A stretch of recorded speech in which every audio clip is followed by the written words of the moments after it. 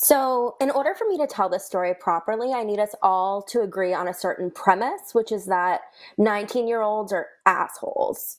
I certainly was. I spent a lot of time as a 19-year-old just just taking and giving considerable abuse towards men. I learned in my sophomore year that being of my demographic meant that men would take a certain amount of abuse. I was a pretty aloof college student.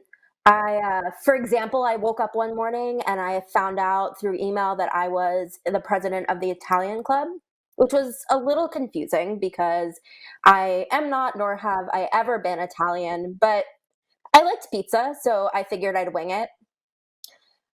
I When I was in Westchester, my parents lived in Montgomery County, so we saw each other pretty frequently. I had basically a weekly lunch with my mom. We would meet at the Cheesecake Factory in King of Prussia. I would get enough food for a week, being a poor college student while my mother was paying, and I'd take it back home. So there was this one time that I remember I had like half a pizza in my car and I went and I parked in the lot. I realized I needed something from the library. So I came back to pick up the pizza and go back to my apartment, and the pizza was gone. So I went up to my apartment. My roommate thought that I was on drugs. She was saying that how good is it possible that someone went and stole a pizza from your car? And I was just so irate with the injustice, and armed with faith in humanity that only a child could have, I turned to the one resource that I could think of: Craigslist. I posted a Craigslist ad saying my dilemma and requesting that someone restore justice by purchasing me a replacement pizza. What happened next, I'll never fully understand, but the pizzas, they came flying in. There were so many pizzas, I had to start freezing them. I was donating them to the Italian club. Those pizzas fed me and my three roommates for a year. This experience left me emboldened, and I was curious as to how much I could push this. It was around that time that I met M. He was sweet, kind, insecure. He was perfect to manipulate. He was very attractive, but had long hair, which I wasn't into at the time. So when he asked me out, I told him that sure, I would go out with him as long as I could cut his hair.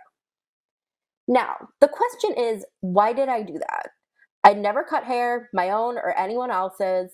I had no idea what I was doing. The next mystery remains: why did he show up to my house with scissors and a comb ready to go? I do not remember the actual deed itself. I think I probably blacked out from reaching like evil incarnate. Um, we went on a few more dates and it petered out. I didn't really remember the rest of what was going on. Eventually, I met someone else and my bad behavior subsided. One day, I saw that there was a bar around the corner from where I was living that was doing an open mic night. And I saw that M was going to be performing. It was something I just absolutely had to see. So I grabbed my partner at the time and we sat in the back. It was dry, but overall unremarkable until he got to a bit about being just so lonely for women at another point in his life. And he talked about these fears of being turned down by prostitutes. He talked about Tinder nightmares. And then there it was. He talked about how he was once so desperate to get laid that he let a girl cut his hair. So I think about this event probably twice a month, if not once a week. It happened more than a decade ago. Since then, I saw on the internet that he got married and he got divorced, and it just didn't seem like anything else was going to happen with that. But the internet did its magic, and a couple months ago, he and I sort of reconnected on the internet.